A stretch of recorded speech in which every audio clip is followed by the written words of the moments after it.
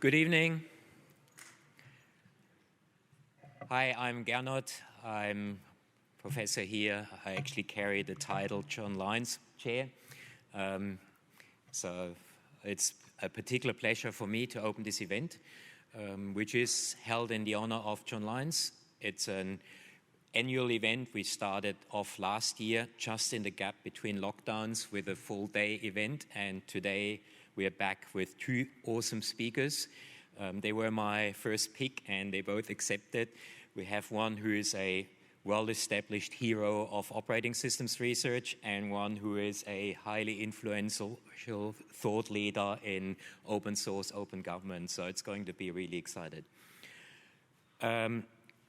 So we have the two keynotes separated by a 5-minute break. After every keynote, there's going to be a Q&A session. And please submit your questions via Slido. I'm happy to take questions as we go as well, of course. But putting them in Slido definitely helps organizing. And 15 minutes break with refreshments served outside in between. And then more networking opportunity at the end.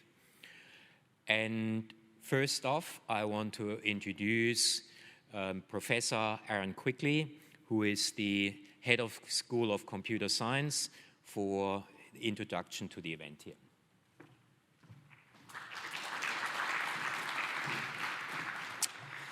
Thank you very much. It gives me great pleasure to welcome all of you. And the first thing I would like to do is pay my respects on my behalf, but also your behalf, to the traditional custodians of this land, the Bedegal people. We'd like to acknowledge their land. We'd also like to pay our respects to any of them or Torres Strait Islanders who are here present with us today. In thinking about the School of Computer Science, I first knew the School of Computer Science when I was a PhD student in the University of Newcastle a long time ago. And I knew the student magazine because some of my colleagues up in the University of Newcastle were also writing for Tharunka. Now, for those of you who don't know, the legend goes, or the story goes, that this is the word for message stick in as it's described, a Central Australian Aboriginal language. Now, any computer scientist who's sitting in the audience will know that this piques your interest to say, well, how do we trace back the origin of this? And it made me think, what would John have said? And what would he have done if he'd been presented with this little nugget of information? Now, when John was a lecturer here, when he produced his commentary on the Unix operating system, it was not one book, but two. Now, for all the students in the audience, this was not an opportunity to get you to pay twice for two separate books. I'm glad to tell you, but there was a reason why they were published separately. So this is one of the 6th edition copies of John's book. This is the commentary on the Unix operating system. But what was it a commentary on? Well, it was a commentary on the Unix operating system source code level 6. So these two books went hand in hand. And this is the form in which they existed for about 20 years before they could actually be published. So it took 20 years before there was permission given in 1996 for the book to actually be published. So for any student who was a student of John's in the lectures at this time, this is basically what you would do. So this is a copy, and this is a copy from Neil, but I've also gone to the History Museum, the Computer History Museum in California, and they also have a copy of John's work also. So these are notes that were given out to students. So in Neil's notes, he basically annotated, on top of John's annotations, additional annotations to basically try to understand all the little pieces of the operating system. Now, what's amazing for a student today, and if you think about the legacy of John and his life, is that this is only about 10,000 lines of code. Any operating system today, apart from maybe the ones that Gernot and his team writes, is considerably larger. If you get the chance, now you can't actually get the original copies anymore, but what you can do is you can buy, or you can go to the library here in UNSW, and you can get this book, which is the 1996 version that contains both the commentary and the original source code together. I would highly encourage any student who is interested in operating systems today to read it. And there are gems of academic wisdom, yes, but also academic snarkery included in this work that only a student or an academic or somebody who's interested in operating systems and programs would appreciate. A lot of people put a lot of time and energy into commemorating John's life and making sure that we had the memory of him alive today in the teaching, in the work, in the research that we actually do. So much so that yesterday was the 20th anniversary of the foundation of the John Lyons Garden. And it gives me great pleasure to present a small award to one person who went a long way to help to realize this vision, to help draw together the funds to allow us to provide an endowed chair in the name of John, but also to provide other supports in terms of scholarships and other activities that continue to this day. So the person who we'd like to commemorate for his work for the CSE community over a sustained period of time is Mr. Steve Jenkin. So I'd like to ask you to join me in thanking Steve for his support and work for CSE. Now, I don't think Steve is here tonight, unfortunately, due to health reasons, but his friend and good colleague, John O'Brien, is here to accept the award on his behalf.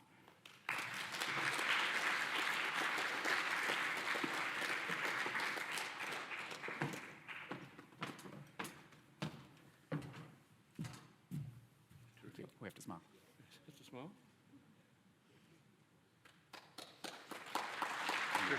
Thank you. Oh, can you say something? Yeah. Oh, good. John is also the chair of the John Lyons Committee. Okay. Thank you all for coming tonight, and I think you'll have a great couple of talks. Look, Steve was actually the guy who actually started the whole process of the John Lyons Foundation. He basically said, look, why don't we set up a scholarship in his name? And it grew like topsy, and I'm proud to be able to be associated with an endowed chair and Gerdo's work and everyone else that's been putting stuff in, and great effort over the years. And look, UNSW is one of the leaders in operating system research in the world, and it's all attributed to what John started back in 1975-76. Thank you.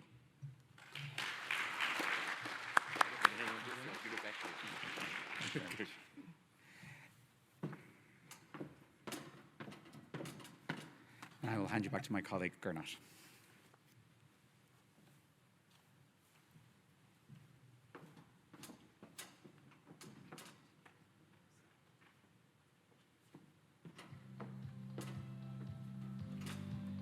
Well, Okay. I was doing a PhD here in the department between 71 and 75, and John turned up, I think, in 1972, fresh from their labs.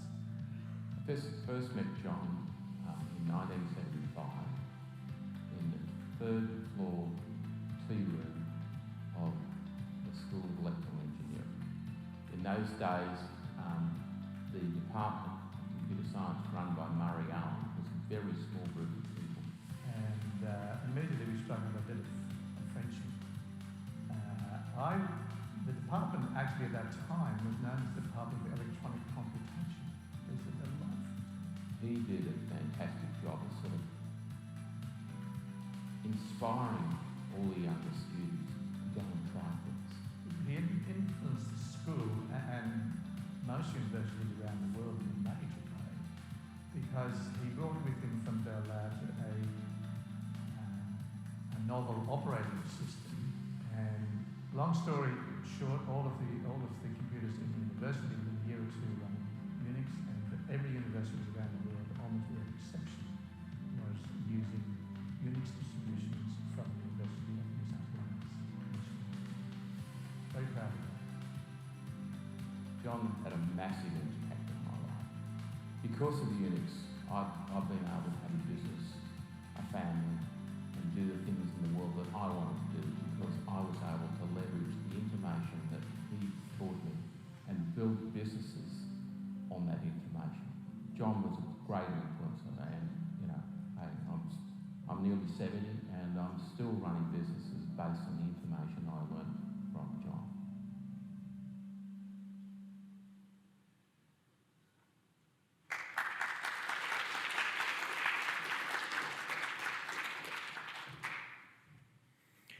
So after this moving tribute to John Lyons, it's my great pleasure to introduce the Dean of Engineering, Professor Stephen Forster, to officially open the event and present the first speaker.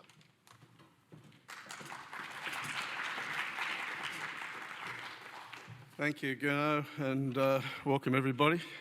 And I too would like to pay my respects to the Bedigal people, the custodians of the land which we meet. How do you follow that? I don't know. I was going through the history books, having a look at some of the details of how the development of computer science and what a sort of really journey it's been in a fairly short period of time. So throughout the faculty's history, technological advancements have shaped the development of its schools. However, none more than that of the areas of computer science and engineering. And this is probably even more true today than at any time in its past. I just look at the rapid volume of change over the last few years, 10 years, to see that. You know, my TV is a computer, my fridge is a computer, my car is a computer. Mind you, when we run out of computer trips, I can't buy a new car, I can't buy a new TV. It just shows you how pervasive the technology that you have developed over time and John was engaged with has been. I'm told that in 1956, the UCOM was our first computer. It took the size of a room in electrical engineering for its 1,500 bytes of RAM. I don't even know how much that is these days, what it would fit on your mobile phone. It's something smaller than your thumb, something smaller than a hair follicle. It's incredible.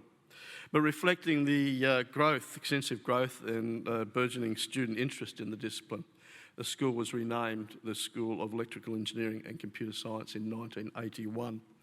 About a third of the students at that time were studying computer science.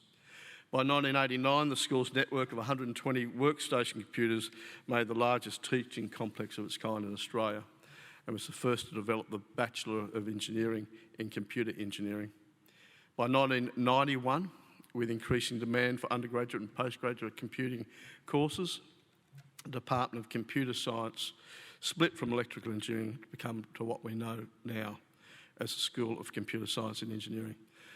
And being one from perhaps the oldest engineering professions, I look to what has been achieved in just 30 years in not the newest, but one of the newest, and certainly very well established, great students, huge demand for courses, fantastic researchers. The new school quickly became attracting excellent researchers, enabling it to build considerable strength across several areas. School further gained world recognition through its participation in the International Robo Soccer Cup. And anyone who's had a Zoom call for Maury will notice the robot army that stands well behind him in defence of that. And we won that several times, and I know in our division, and we were runners-up and held other places in several times as well. Now, one of the founders was indeed Associate Professor John Lyons, and as Aaron has already alluded to, yesterday saw the 20th anniversary of the founding of the garden in his name, which sits outside the computer science and faculty offices that we walk past every day. In fact, there's a new display in computer science. I walked past it this evening of John's papers and works and noticed a book I hadn't seen there for some time, the UNSW Unix primer. But it was the one that taught me computing, at least in my early days of my PhD, and in fact in my master's degree before that. And I noticed that the collection has been donated by his wife, Marianne, and former colleagues, and it's there for everyone to view. So, as Aaron has already said, John has written his commentary, and I've noted here that it was not published till 1996, shortly before his passing. And I'm told it's probably the most suppressed book in computer history, and You can thank Aaron for that quote. So tonight we honour John's career in this lecture, and with that I'd like to introduce the first of our keynote lectures tonight, Dean of Engineering at the University of Sydney, Professor Willy Zwaenepoel. Willy.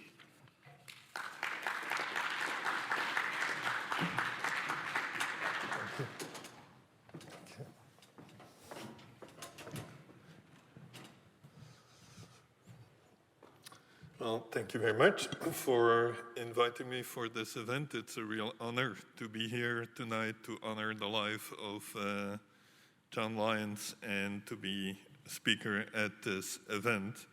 So as Stephen mentioned, I'm Dean of Engineering, but I occasionally find a little bit of time to do research. I don't know, Stephen, if you do when, the Provost and the Vice Chancellor are not watching.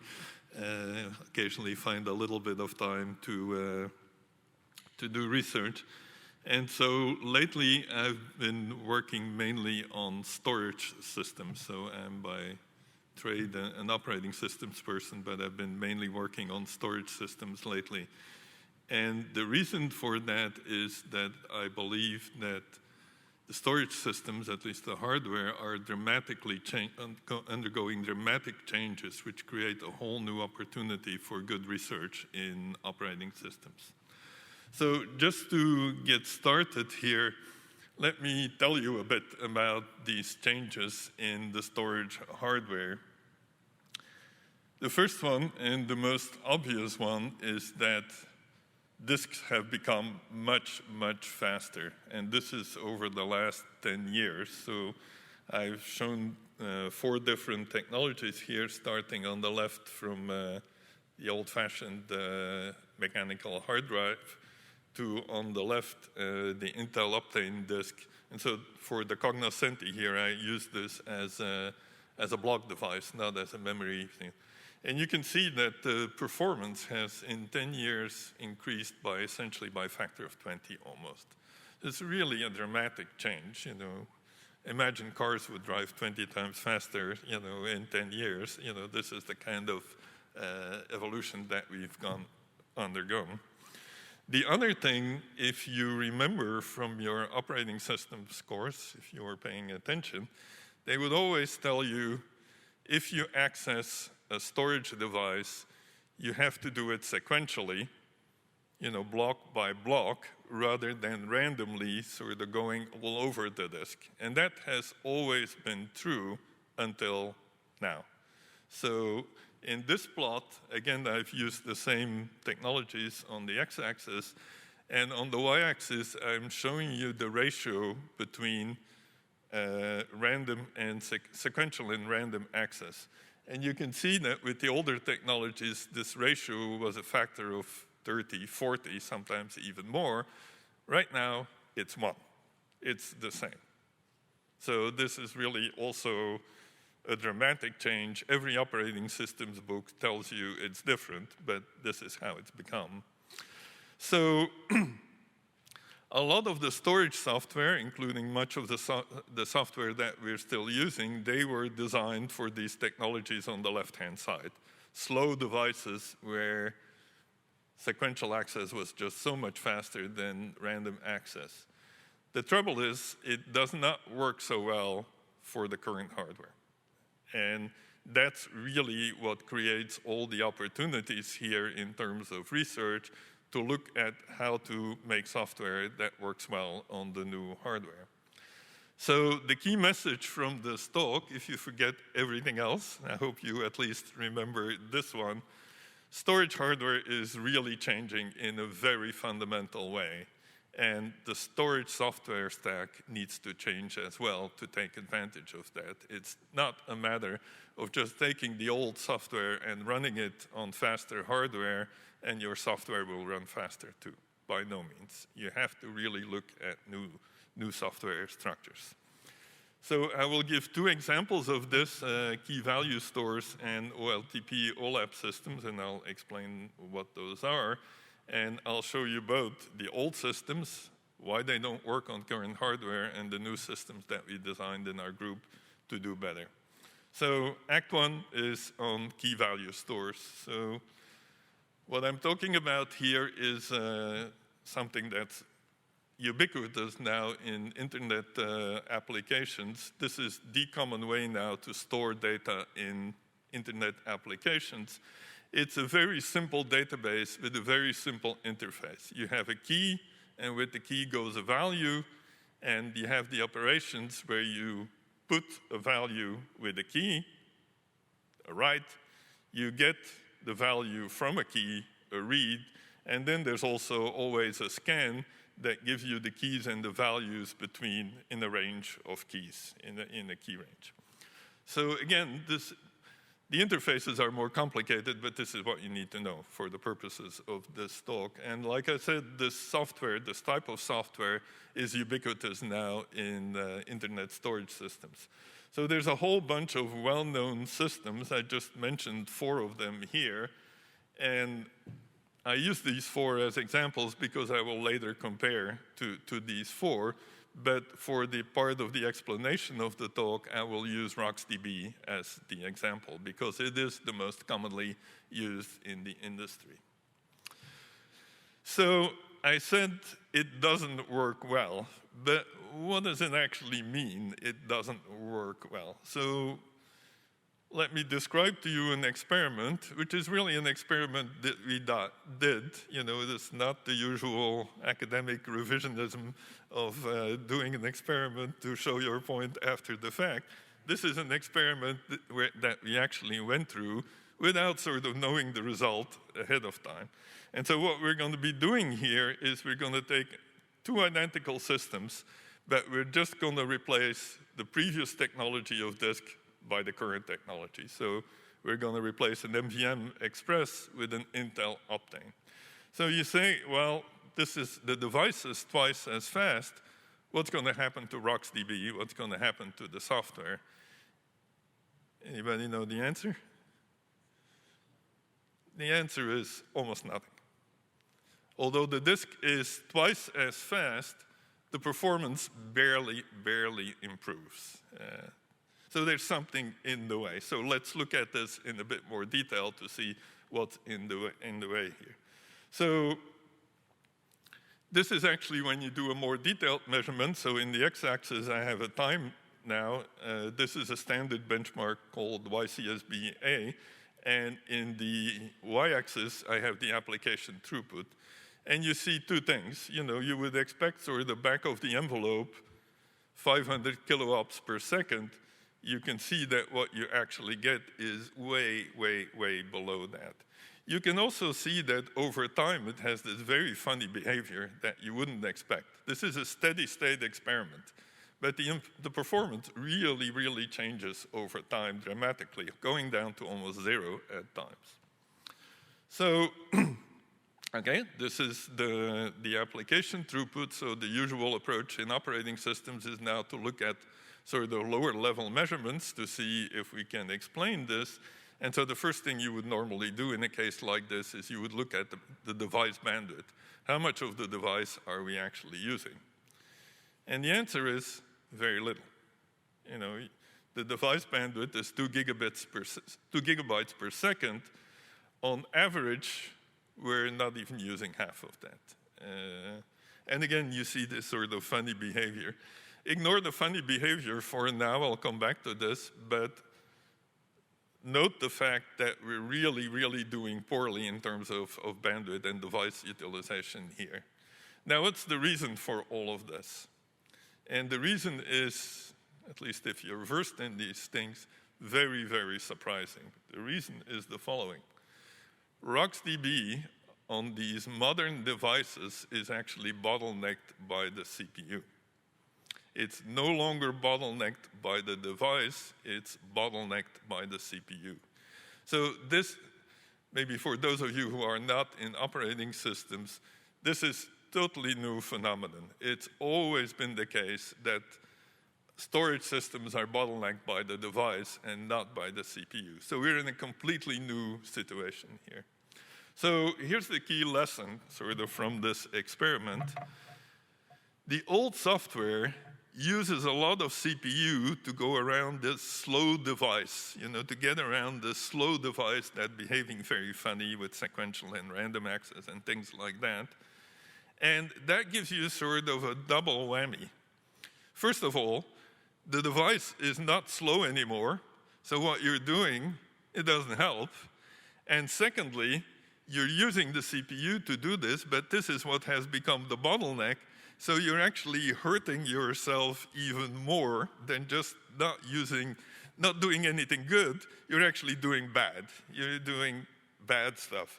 And so the solution here, and again, I hope this is a key message you take away from this talk, is new storage software will have to worry about CPU usage. And that's the Sql system that we build. Again, for those of you who are not familiar in the operating systems research or the operating systems world, if you had said this 5 years ago, that in a storage system you had to worry about CPU and CPU usage, people would have said you're nuts. This cannot be. This is how dramatically things have changed over the last few years. So in the next part of the lecture, I will tell you a little bit, and I'm afraid of getting a little more technical here, but I'll try to keep it down to the bare essence. I'll show you how RocksDB works, and then I'll show you how Sql works, and you'll see why it's better. So it's a bit of a complicated picture, but at the top you have what is in memory, at the bottom you have what is in disk. You see the horizontal line there, and we're going to look at what happens when you do a put, when you do a write. So the first thing you do, and you can follow in the table there, first thing is you write to a commit log. Then you write to an in-memory table that is sorted, usually a skip list, for those of you who know what that is. When the table fills up, you're going to switch it out with another table, start filling up the other table, and write the full table to disk. So that's sort of the key part of a write. And you can see here the thinking that goes behind that, right? You collect a bunch of writes in memory, and then you write them out to disk, so that you get sort of large sequential accesses to the disk, which is exactly what the device, or the old device, was good at. You don't want to write sort of small individual pieces. So that's what RocksDB does. There's one more point to it, and that is what's called compaction here. Of course, you cannot continue to just dump these blocks that you filled up to disk. At some point, you're going to override values, and at some point, you're going to run out of space too, because you just cannot continue to write. So you have to do something very akin to garbage collection, which is called compaction in this space, where you take these different blocks that you wrote to disk, and you only keep the oldest values.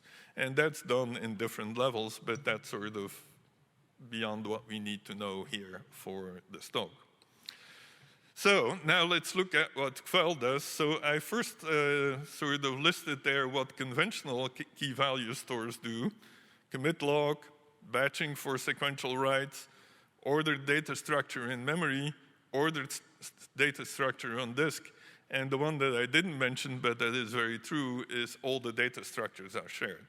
If you have a multi-threaded application, they all use one shared data structure. Now, remember what I said. The thing that we're going to be concerned about here is CPU usage. If you want to do CPU usage, you have to throw stuff out. There is no other way. And so this was a very hard paper to write when we wrote it, because most academic papers, they're about, here's my clever widget that I just found out about, and it works wonderful. This paper and this part of the lecture is about, here's how we threw almost everything out that existed and started over from scratch. And so what does Sql do? It has no commit log. It does no batching for sequential writes, because there's no advantage to sequentiality anymore. It enforces no order on disk, and it has almost no shared data structures. So it's sort of a complete revamp of the internals of the software. The only thing that it keeps is it keeps an ordered data structure in memory, as I will show you in a second. Excuse me. So what does that look in a bit more detail? Well, if you do a put, if you do a write, rather than first buffering it in memory, waiting for this block to fill up, you just put it somewhere on disk, randomly. Not quite randomly, but mostly randomly. And then you keep a sorted data structure in memory to find where it is. So in this data structure, there's nothing spectacular about it. It's just a prefix tree, and that tells you where you can find the value of a particular key. Now, the more interesting one, and certainly to the best of my knowledge, completely new in data structures, is there's no sharing between different threads.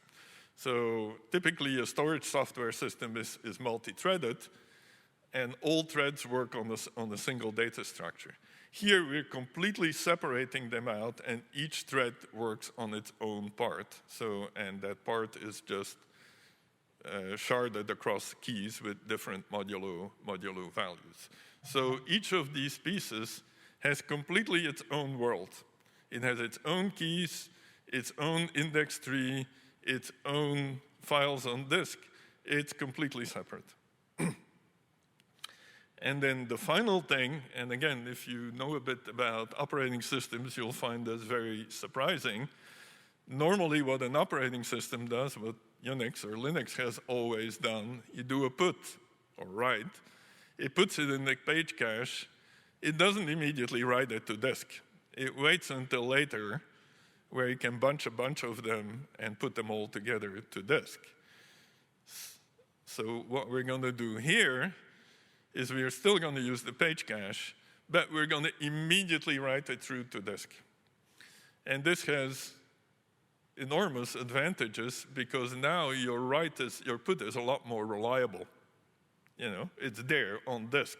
Here you sort of told the user, yeah, it's on disk, but it isn't really. So this is also, if you know the finer details of this kind of stuff, why you don't need a commit log, because you're already guaranteed at the time of the write that the write is on disk.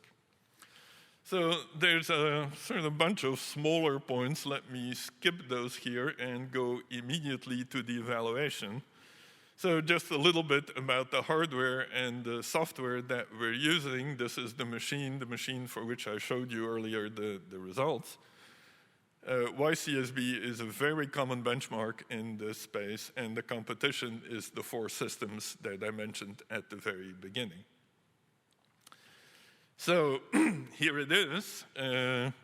So YCSB has a number of different benchmarks that differ in the read-write ratio between the different benchmarks. And so I've shown 5 of them here, and in the y-axis, I'm showing the application throughput in kiloops per second. And so Sql, the system that we built, is in green, and all the others are next to it, and you can see we're really beating them hands down on all the benchmarks.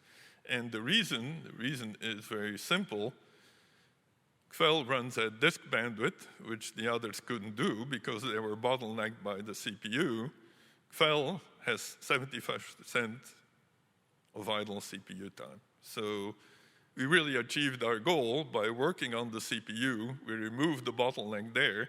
The bottleneck is back at the device, which is where it's meant to be, in a sense. Now, sorry, how do I go back?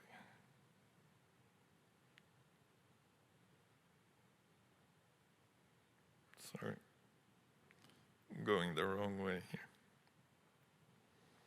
So if I were a sales guy, I would stop here and say, just see how great my thing is. But if you're really paying attention and you're a bit clever about this stuff, you will have noticed that on the x-axis, there's a YCSB-E missing. It says A, B, C, D, F. And so you should be asking the question, what's E, and is he hiding something here? And yes, I am, but I'll show you on the next slide what actually happens with YCSB here. So the similar picture here is on the left-hand side. You see here we're comparable, but not better. We're better than most. We're comparable to RocksDB. So what's going on here, this benchmark is mostly scans. And it's, if you think about it a little bit, scans are where we are at our worst, right? Because we don't put anything sequential on disk, whereas the other systems all try to put things sequentially on disk. So you would think we would be worse here. And in fact, you say, well, it's only the same, but it's actually quite remarkable that it is the same. It works as well, and it's just because the overall system is just so much more effective that it doesn't matter that things are not sequential on disk. There is another point that I want to show you here, and that's the throughput over time. And so in green you have Kvel, and in gray you have RocksDB, and you can see that Kvel is pretty much standard, stays the same, whereas Kvel varies enormously. So the reason is that RocksDB has to do this compaction. So during compaction, and that's also why you saw this funny behavior on the earlier slides that I showed, while you're doing compaction, the thing slows down to a grind, basically. And we don't have to do garbage collection, so we don't have the problem. So in a sense, we're better, although in terms of averages, we're only the same. So that was for truth in advertising. Let me come back to the key lessons here. Again, the old software sort of gets a double whammy. It uses the CPU to get around the slow device. The device ain't slow anymore, so it's doing no good. And it's using the CPU, which has become the bottleneck, and so it's doing bad, in a sense. And so that's the problem that we've been able to solve here, and that I think all modern systems on this kind of hardware will have to solve. So with that, let me go to the second part of the talk, and let me just check a little on time here. Blissfully, the second part is shorter, so don't worry about it. So the second part is about OLTP Olap systems.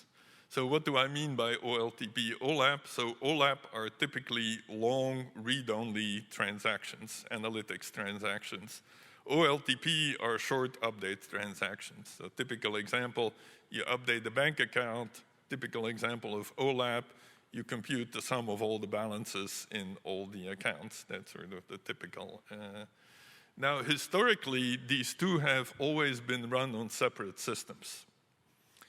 Now there is more and more a demand to bring those together on the same system. The reasons are twofold. First, the amount of data is getting so big that having two systems, separate systems, is just very, very expensive. And the other reason is people want analytics results from very fresh data. And if you have to copy it out, you're already way behind from the reality. So most people try to run these at the same time on the same storage system. Now, how does this usually work? The read-only transactions typically read from a snapshot. So when they start, the database creates a snapshot, and that's what you see. You don't see any changes that come after you start. That's your point in time where you look at the database. And then the OLTP transactions, they create new versions when they write, so that they don't overwrite the versions in the snapshot, and the long read-only transaction can still read its snapshot. This is usually implemented by timestamps. Let me show you a quick example here. So on the right-hand side, there's the database, the key value store with keys from A to Z. They're all at version numbers at timestamp 0, and the scan starts on the left-hand side also at timestamp 0, so it will read all those values with timestamp 0. It goes from A to Z through the entire database. Now, an update transaction comes along, say, and writes D. Here's the key point. It will not overwrite D0. It will write a new version, D1, so that the scan, if it hadn't read D yet, will still be able to read D0. Is that clear? How that works? So basically, you create new versions every time you write, and then later you clean up when you don't need the versions anymore. So I propose the following experiment here. We do a scan of the database, and we do an update-intensive load of transactions, sort of writes at high frequency. So the question is, what happens? Anybody want to venture a guess? It's not at all obvious, and it came as a complete surprise to me too. But what actually happens, I mean, you think about it, it's always obvious, of course, but what happens is you run out of space. You run out of disk space. So think about it this way. This long transaction on old hardware, sequential and therefore very fast. The update transactions, random and therefore very slow. So you're doing very, very few of these updates while this transaction is running. And so very few new versions. New hardware, you do the scan, but now the random accesses of the update workload have become very, very fast too, as fast as the scan. And so you're creating tons and tons and tons of new versions, and here you run out of disk space, but in general, you create massive space amplification. That's just completely intolerable. So what's the key lesson here? So to implement snapshot isolation, the old software uses multi-versioning. With the speed with which you can create versions on new hardware, you can no longer do that, or you're going to create massive space amplification. So you have to get rid of multi-versioning. There's no other solution here. And again, this goes completely against the grain of the way snapshot isolation is typically implemented. So the question is, do you really need to keep the old versions? And in the most general circumstance, yes. But there's a broad class of analytics applications for which you don't. And so that class, we call it online commutative processing, is where you scan portions or the entire database, but the order in which you read the database doesn't matter, and you read each item exactly once. And if you think about it, for analytics, that's usually what happens, right? You just scan the whole thing. You scan it once, you're not going to reread it because you've read it already, you know what it is, and you're just going to scan the whole thing once. Now, if you make this assumption, what can you do? Well, what we're going to do is rather than create two versions, D0 and D1, we're only going to leave D1 in the database, and we're going to propagate D0 immediately to the scan. You see how that works? So you create D1, you delete D0 from the database, and you propagate it immediately to the application. So what do you do with it when it gets there? Well, if you've read it already, if it comes in after your read of D, you just drop it on the floor. You don't need to reread it anymore. If you haven't read it yet, well, then you process it immediately. And since out-of-order processing is fine, this is fine. Now, there is something to it here that some of you will immediately notice. What happens later when you come to this read, because you mustn't read it twice, right? Well, you won't read it because the version in the database has a higher version number already. You're executing at timestamp 0. The version in the database has timestamp 1, so you won't read it. It's not part of your snapshot. So this works marvelously well. It's actually fairly easy to do. The only thing you need to do is specify scan ranges, and you need to be able to process reads out of space. But you can do this basically in almost all analytics applications. So anything MapReduce or SQL, you can map into this fairly easily. So again, a few results, same machines. So what I'm going to do now is I'm going to show the difference between our implementation of snapshot isolation and the original multi-version implementation. So in the y-axis, in the x-axis, I have the time. In the y-axis, I have the number of new items that are being created. You see that with what I call vanilla SI here, which is the multi-version, it goes up all the time until you run out of disk space and you crash, basically. In OLCP, there's no space amplification because you never keep more than one version in the database, so it stays completely flat and you run on.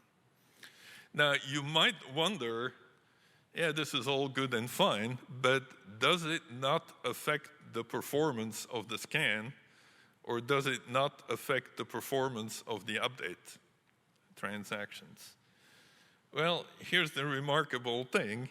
It actually makes the scans faster, believe it or not. This was not intended, but it does happen that way. So let me explain the picture again here. On the x-axis is time, on the y-axis is scan throughput, the number of items that you can read per second. Yellow is vanilla snapshot isolation, and OLCP is our implementation. And you can see in the beginning it goes a lot faster, and it finishes much faster too.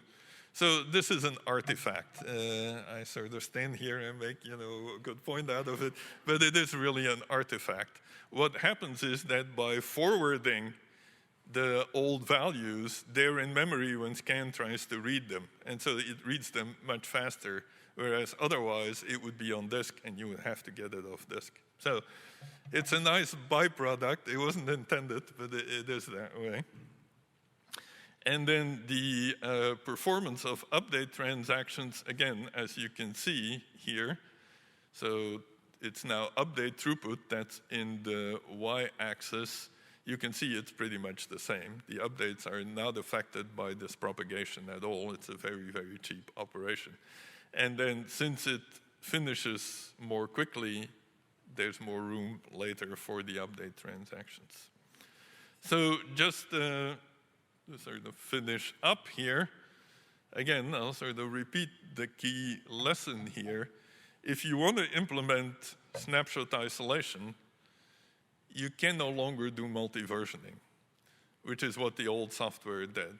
The versions get created so quickly, the disk is so fast, versions get created so quickly that you will get completely swamped by versions. And so you need to find a solution that avoids multi-versioning, and that's what I presented here to you. So how are we doing on time? 3 more minutes, okay. Well, this allows me a little bit of time to do a little bit of pontification about, you may have wondered, why is he talking about block devices and why is he not talking about NVRAM, PMEM, the memory. So let me first say what NVRAM is, or Intel PMEM as it now has become. So unlike the devices that I talked about, which sit on the device bus, these sit on the memory bus. And they're byte addressable. They're not block devices, they're memory. And so there's a lot of interest/hype about this in the community. I've sort of stayed away from it, to be honest. There's been a number of issues with this. First of all, the software simulator that Intel has provided proved to be totally inaccurate of the Intel hardware. So, sorry if you wrote a paper with it, it's wrong, sorry. And the first generation hardware was also significantly flawed for reasons that I don't want to get into. So the second generation hardware is just coming on the market. Still, though, it's not catching on really. And you wonder, it's like, why is it not really catching on? And I think the answer is at the bottom. Nobody has found the killer app for it yet.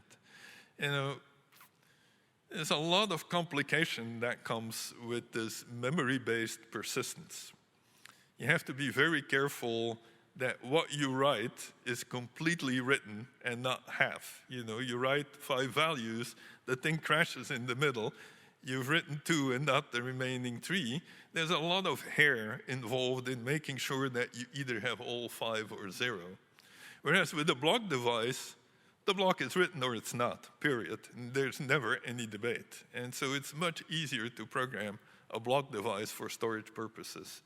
So the only applications that I can think of for which this will be useful is where the data structure, the key data structure, is significantly smaller than a block. There it will be useful, because with a block device you have to read and write the whole block, and if you can do it on a memory basis, you just have to write the piece that you have to write. Now, the other place where NVRAM is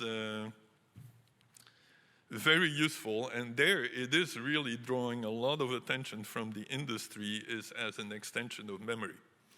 So it's slower than DRAM, but it's more dense, and so you can put a larger amount on your memory bus.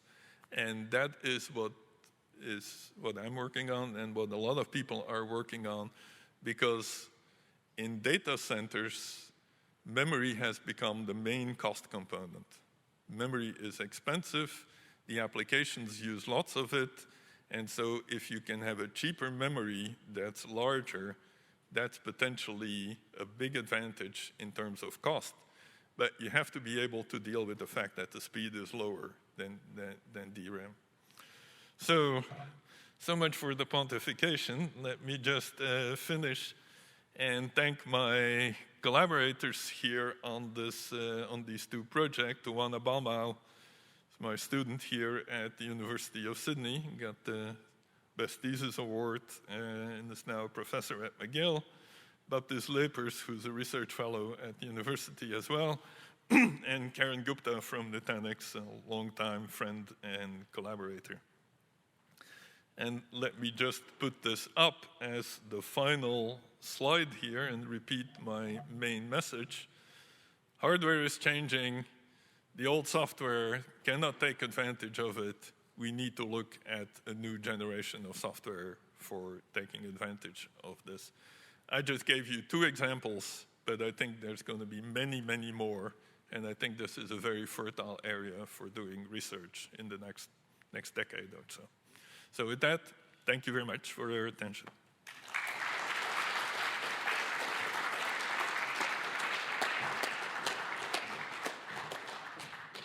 Thank you, Willy. Oh, this is you. So this is a exciting reminder of why I like operating systems research. We live at we interface with the hardware. The hardware is rapidly changing and the trade-offs change, and we have to reinvent the world all the time. And I do remember every 10 years or so, people say, hey, we don't need operating systems anymore, which is such complete bullshit, and to just trying to hire good operating systems people shows that.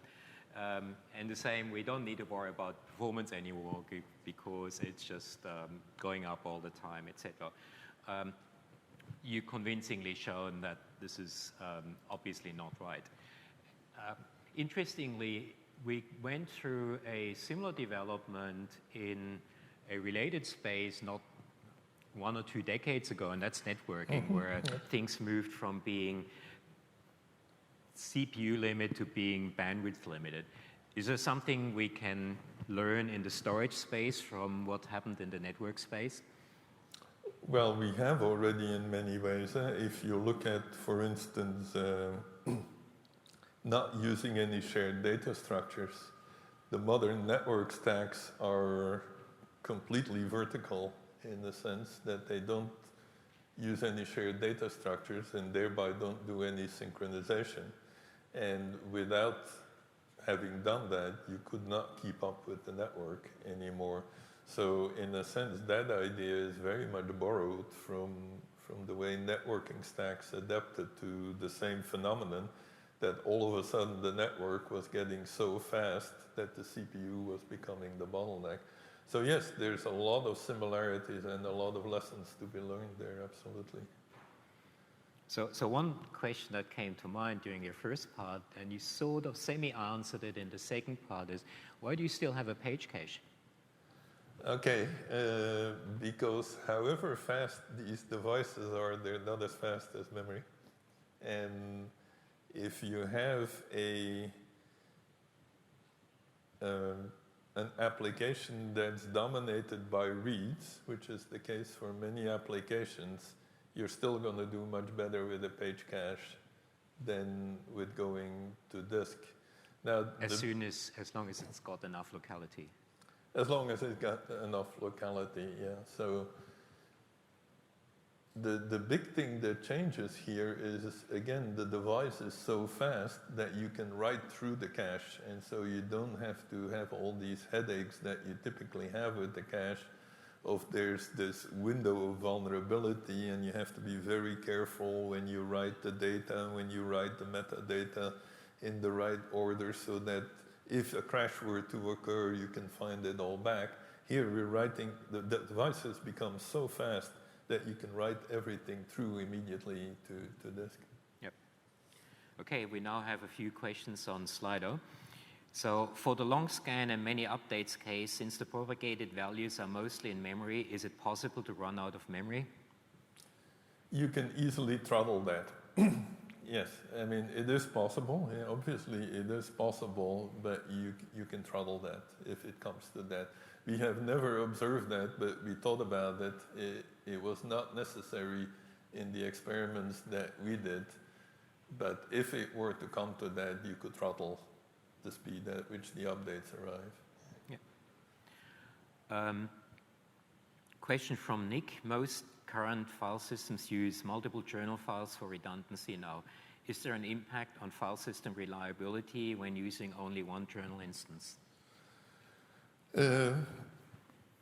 Presumably, yes. I mean, there's no free lunch in this business. So I think this is an interesting research topic in that, so I looked at key value stores because they're just so much simpler and easier to deal with than file systems, and certainly journaling file systems. But I feel somebody should really look at how to implement journaling file systems on this kind of hardware and see, do you really need all this stuff, you know, that was there before? I mean, in a sense, it's going back to, for those of you who are old enough to remember, the early Unix file systems basically didn't have all of this stuff, right, of logs and whatnot. Now, of course, when it crashed, you were in bad shape. But I think there's a new trade-off to be found there. Mm-hmm. Let me see, there was a cheeky one. Yeah. Okay, I'll have a drink before. What are the implications on Gates' law, meaning the speed of software halves every 18 months? Which is certainly what I observe on my Mac. Well, in sort of user-facing systems like your Mac, it's fine. You know, you can deal with it that it gets a little slower because there's more cores now, there's more hardware. However, when you run a data center, the cost of performance flaws is really, really high. And So don't be mistaken, the people that run the Google data centers or the Facebook data centers, they are very, very keen on squeezing out the performance, and they would certainly not accept the situation that things get significantly slower over time. On the contrary, they want to squeeze out more out of their machines than what they do now. Because that's the cost, right? I mean, the cost is the energy of running it. If your performance is poor, your energy use is poor, your cost goes up. Yep.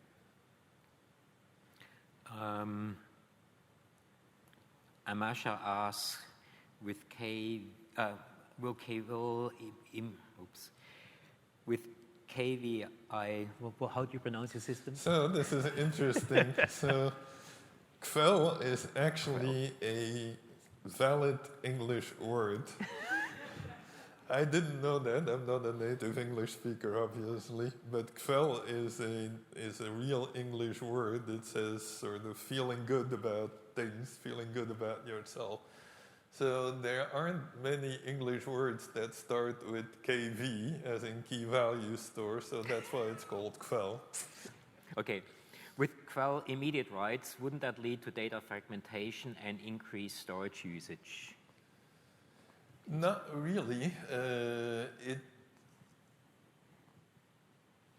It depends what you mean by fragmentation. So if the size of your items is smaller than a block, then indeed it leads to fragmentation, right? Because to write, say, 1K, if your block is 4K, you're going to have to read 4K and write 4K back. And so you wouldn't have that if you wrote a log, because you would write things one next to the other. Still, though, it's true, yes, it leads to fragmentation, but it doesn't seem to matter anymore, it's just so fast. Yeah. And thinking about it to avoid it takes longer than just do it. Maybe not do it in an optimal way, but it's fine. Yeah. So Indigo asked a highly upvoted question. Any thoughts on how a mixed storage technology system, meaning new and old technology, might be best handled? Would such systems need to be considered in the first place? Well, that is, yes, a very valid question, and I must say, most of the industry, the way they're looking at incorporating these devices is by using traditional technology like RocksDB and optimizing it piece by piece. And so, for instance, there was a paper in the last Eurosys conference on how to do that. It incorporates some of the ideas of Quell, of partitioning and sharding, but it still uses an LSM within the shards. And so I think from an industrial viewpoint where you don't want to have sort of dramatic changes to your software that runs in production, I think that's a reasonable thing to do. From a research perspective, where you want to show the right way of doing it and the ultimate performance that you can get out of things, I think what we've done is the right way to do it. But I can certainly see that, if you're running production systems, that you're much more cautious about that kind of update. So that's what they do in practice. They adopt some of the ideas, but they try to keep sort of the basic log-structured merge tree, which is the core of what the LSM and the RocksDB uses. They try to keep that in place. Okay. The cost is very high, though. Actually, if I may quibble for a second with that paper at Eurosys, it only shows average values, and the average values look good. But if you were to actually look at it over time, you would see these enormous variations that are not shown in the paper. So where do these variations actually come from? So what happens is when you do a compaction, right? Yeah. So the stuff is on disk. So first of all, you need to get it from the disk into memory so that you can compare and rearrange, and then you need to write it back. Yep. So that's a very expensive operation, both in terms of disk utilization and in terms of CPU utilization. And that causes enormous tail latencies. Yeah. So there's a paper that I did with Oana at, forget now, Unix ATC 19 that shows where those variations come from exactly and why they are so large. But it is basically, you're using, these blocks become very large, and so you're using the CPU and the disk to do that and not anymore for user-facing work. There's a simple one that probably comes from someone who sat through my recent Advanced Operating Systems Performance Evaluation lecture. What's the size of in-memory buffer used in the experiment? I tell them, specify everything exactly. To be honest, I don't have the number in my head, but I think read the paper. Read the paper, or I'm pretty sure that we used the default recommended value for RocksDB. There is such a thing, and I'm sure we used that. I don't know what the value is exactly. So here's a pretty speculative one. What will be the significance of fast memory with quantum computing? With what? Quantum computing. Well, so quantum computing was the next big thing when I was in graduate school. And that's a while ago. And it's sort of still the next big thing as far as I can tell. You're not supposed to say that here. We've got that. I was hoping I could say it here because I cannot say it at home in Sydney either. Look, I think it's a very interesting technology and people should work on it, but I think it's still far away from day-to-day realization.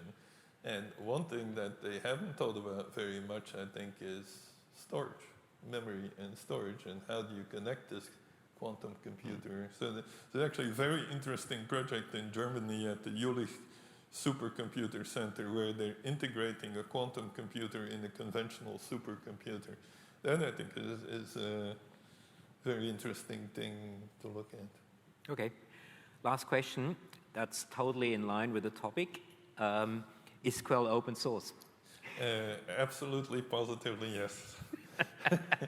Okay. Then thank you very much, Willy. Okay.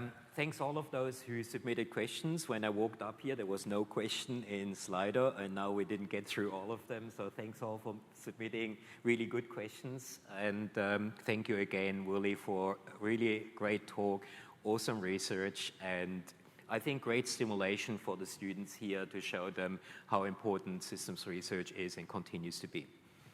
Okay, thank you.